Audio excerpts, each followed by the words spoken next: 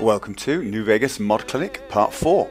Now usually in these videos I've been covering quite popular, quite well known mods, but in this one I'm going to cover some mods that don't quite get the coverage I think they deserve.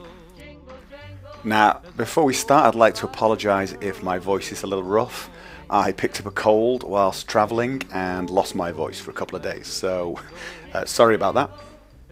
Now the first mod I'm going to cover is the Quick Trade mod. Now this is a mod that allows you to start trading with a vendor by clicking the right mouse button. As you can see here, this vendor's got a little dollar sign floating above his head.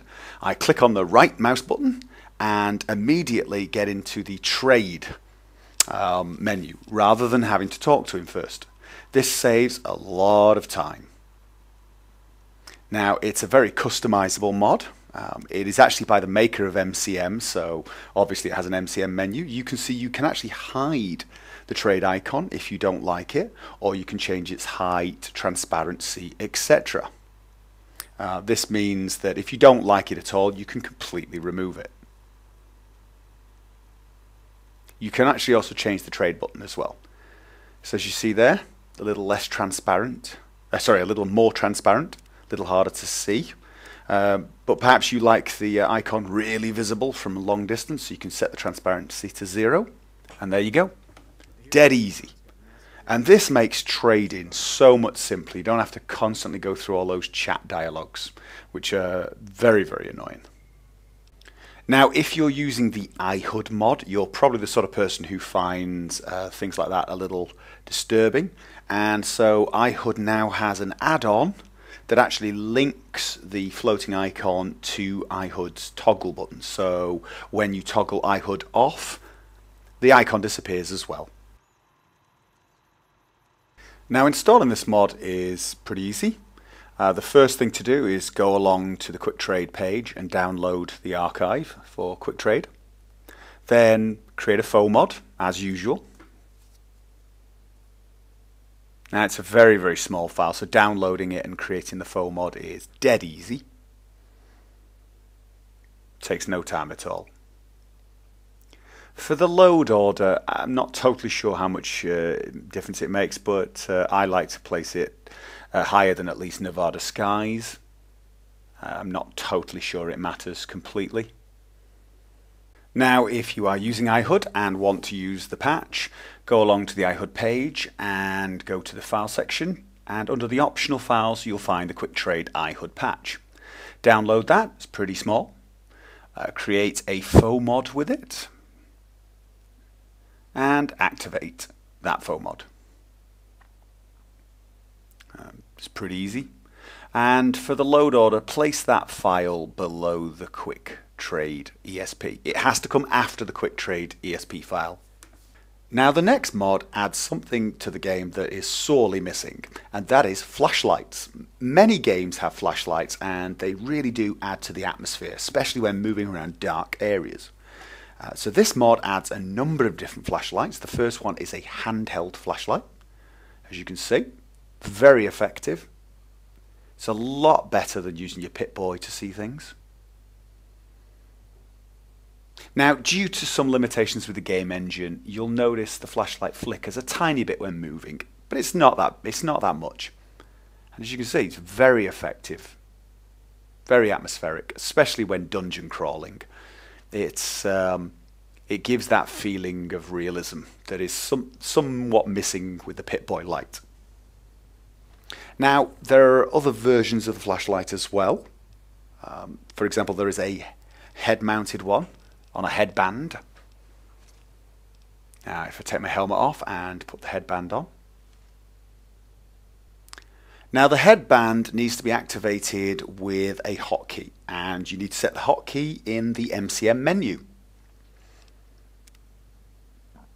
Now, there are a lot of options for such a small mod, including setting your own hotkey. So I'm going to do that now. But as you can see, you can change a lot of things, including battery use. You can make it so that it uses batteries, and then a heads-up display icon will appear. Now when I switch the torch on, as you can see, it lights up. Looks pretty cool as well. And it behaves exactly like the handheld flashlight, except you can obviously hold a weapon and shoot. It also adds flashlights to a lot of helmets in games. So for example, Power Armor helmets, the NCR Veteran Ranger helmet, for example, it adds those. But if you have a helmet that you want to add the flashlight to, you can actually do that. So I'm going to add it to the Elite Riot Gear helmet right now. I equip that. You need to equip the item you're going to add it to. And as you can see, pressing the button, nothing's happening. Pressing my flashlight hotkey, nothing happened. I go to the mod configuration menu again, and this time enable flashlight on currently equipped helmet. Now it gives me some options, and of course the helmet I'm using is an NCR combat variant. Pick the one that closest matches your helmet, and it then sets up that helmet to have the flashlight. Now I suggest only doing it on appropriate helmets, but that's up to you. And that's it. So let's install that mod now. First of all, download the file from the web page.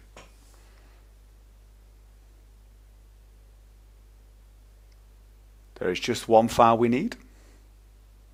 We download that. It's pretty small again. It has a few models, but it'll only take a few seconds on a good connection. And once downloaded, create a faux mod of it. Now, this mod has got some heads-up display elements, so deactivate Unified HUD project first. Then activate the flashlight and click yes to all when prompted. And don't forget, activate Unified HUD project afterwards. Again, yes to all. Now the load order, again, put it near quick trade. As long as it's above Nevada skies, it should be fine. Now the next mod I'm going to cover is actually a mod that's got almost 300 endorsements and a lot of downloads. So it's not fair to say that it's a lesser known mod, but I don't think it's known well enough considering how absolutely essential it should be. And the mod I'm talking about is the CASM_NV mod, Chasm for New Vegas. This is a mod by Kipsis, and it basically takes over all your autosaves and quick saves.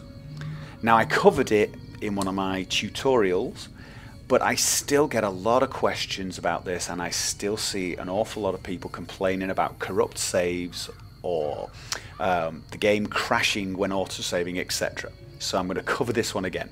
This mod is absolutely, I would suggest, 100% essential. What it essentially does is if I go to the main menu and go to load, you will notice a lot of saves called profile 1, save 1, etc. These are all saves that either the game has made for me as an autosave, this mod has saved for me, or I have quick saved pressing the F4 key. Now, as you can see, it doesn't just save one, it saves a whole series of them. 20 in actual fact. And so the game basically automatically saves 20 saves for you, and you can quick save 20 saves. So I can go back to various stages. Now, why would I do that rather than just using the autosave and quick save function in game? The simple answer is this game's autosave and quick save is terrible. It is famous for causing problems, either corrupt saves, so people are loading up saves and finding all sorts of things missing or all sorts of problems, or just crashing the game when it happens. So if you fast travel and have autosave set, you're more likely to crash every time you do it. So it is highly recommended that in the settings, gameplay settings, the save on rest, wait and travel, you turn them off and you stop using the quick save for the game. And instead, as you'll see now, I'm going to press the quick save button and you can see a little message comes up saying quick saving. That has saved another game. It hasn't overwritten my last save, it has just added a new one. So if I go back to load, you can see the save one that I was looking at before is still there. but I now have a new one. This means that if I for some reason realize I need to go back several saves, I can do so. This means I don't have to keep creating saves every 5 or 10 minutes just to make sure I don't lose all my work. Now again, I know I've covered this mod before and I apologize for repeating myself, but this mod has saved me so many times. It has saved me from losing a lot of game time, and I recommend it without reservation. Installing it is trivially easy. It's the usual: download the archive, turn it into a faux mod and activate it. It doesn't need really any explanation. And that is it for this video. The next video is actually almost done, so I can tell you it's going to be about weapons. Specifically the Weapon Retexture project and the WMX mods, which are both brilliant mods. So if you're interested in that, I will see you there.